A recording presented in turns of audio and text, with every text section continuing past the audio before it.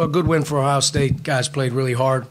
This was a very, very physical game on both ends of the floor, and they were able to pull it out there in the last 2 minutes with some really big plays. We didn't obviously finish the last 90 seconds well enough in the game to be able to hang in there and either get it to OT or win it in regulation. But we fought hard. Kids played hard in a very physical game, and we were right there, just came up a little bit short. First question.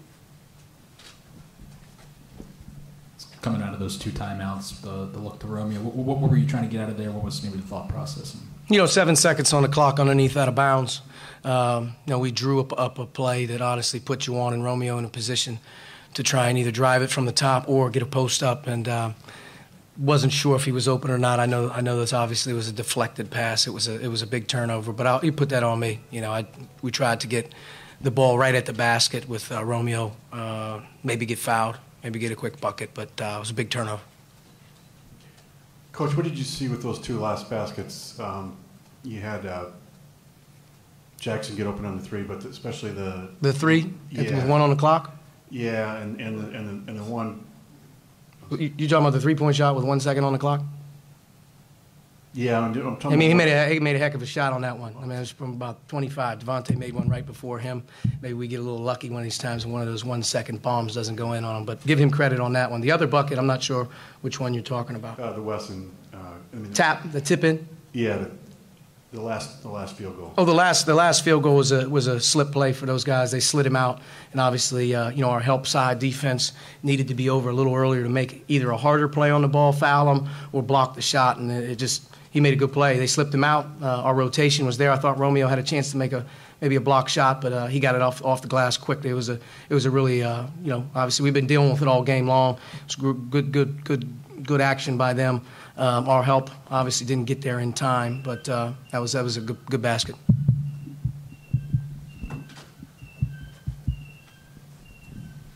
Archie, I think it was the first 5 minutes of the first half, first 2 of the second half was like 18-4 in their favor. What did you feel the issue was to start the game and the start of the second half? To start the game, our offense was a problem. Just in terms of the way they decided to guard. The way they decided to guard was obviously put the big fella in the middle of the paint and clog it up as much as he could. They went under a ton of ball screens, and we couldn't really get any rotation, get over the top. And our offense hurt us at that point in time. You're not going to be able to, just hold those guys down every single time. And to start the second half, off the top of my head, obviously I don't recall the amount of plays, but we got off to a tough start in both. But we were able to obviously finish both halves, I thought, pretty well with some effort plays and some things like that. Go ahead, Pete. Okay, Archie, it doesn't have anything to do with this particular game, but the fact Bill Garrett was honored, first African-American to play in the Big Ten for Indiana. Can you have any thoughts on that? Well, it's obviously it's a special time of the year. And being able to honor Black History Month with Bill Garrett, the first African-American to obviously play in the Big Ten, and how much he's meant to the university in general as being the pioneer is a huge deal. Our players are very aware of that. Billy's son was here. Billy Garrett Jr. was behind our bench. We were glad to have him, and obviously to commemorate the uniforms that commemorated that opportunity to represent him, and it's just a really, really cool thing to be a part of, to have that staple. Archie, is his shoulder okay? Is today just a bad day or something going on with him? I'd probably like to ask the same question, but he played hard. He had 14 rebounds. He had some huge offensive rebounds when we didn't have a whole lot going. He defended really as well as he had here in recent games, just in terms of being able to fight the post for the whole game. Had some good looks from 3. They didn't go in. They made things very difficult in and around the basket all game to get either post-ups or catches, just because of the way that they treated the post crowds or the traps. And he just didn't get his normal amount around the rim. And, it's just one of those games. Give them credit. They did a nice job, and we were our team in general during the game needed to make some perimeter shots. I mean, the way that they were playing, you just needed to make a few. If you don't make a few, obviously the game is going to kind of look like that. Once we made a couple, obviously the game changed pretty quickly. But that's what needed to happen throughout the course of this game with the way that they played. They did a really good job sagging under, keeping the bigs in the paint and post trap, and so they were going to make us make some open shots or some perimeters, and we didn't until too late.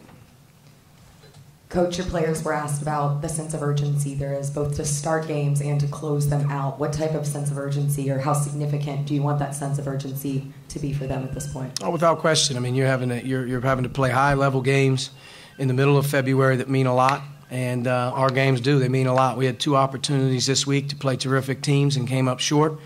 And there's some things that obviously we have to get corrected at the beginning of the game to be able not to take those leads down. But we climbed back, and both halftime games at halftime felt fine. Being able to finish the game comes down to execution. It comes down to getting quality shots, being able to do that. And then you got to find a way to rebound the ball at times as well. And that was a big one. That was a big deal in tonight's game, if just the ability to rebound the ball. So many, 5 to 7, 50 long. We have our hands on it. They take it from us. We have 2 guys go up for it. It goes out of bounds. Those are just backbreakers. Archie, Romeo came in here with so much fanfare. How do you feel like he's held up this season? What kind of season do you feel like he's had, both in terms of what he's done well and what he maybe needs to work on? Awesome. Number one, very few people in the history of college basketball can come in with the hype, the reputation, and the amount of responsibility that he was going to be handed. And he's handled it with unbelievable team approach. He's a learner. He works hard every single day. And he's also a guy that understands that, there's a lot of eyes on him, and sometimes he's allowed to make mistakes. We've had to remind him of that throughout the course of the year. You're allowed to play poorly at times. You're allowed to make mistakes. You're not going to be perfect. But I think an output of all freshmen in college basketball, I think he's 3rd in scoring behind the 2 guys at Duke. He's obviously our leading scorer, and he's gotten tremendously better defensively. But he's a freshman, man. He's a young guy, and no one's handled it better with him in terms of being able to really not show when he's frustrated or to be able to play through some mistakes. He's been able to do that, and I thought, in today's game, he was 37 minutes.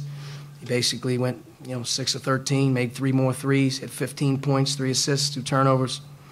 You're asking a guy to do a lot, and he is doing a lot for us.